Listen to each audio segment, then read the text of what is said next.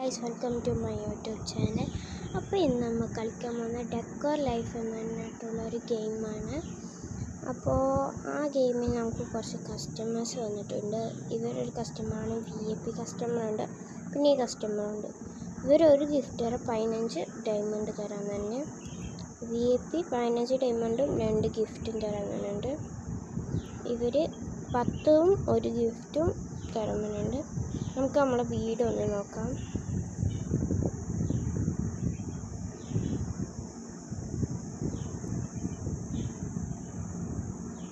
ഇതാണ് നമ്മളെ വീട്.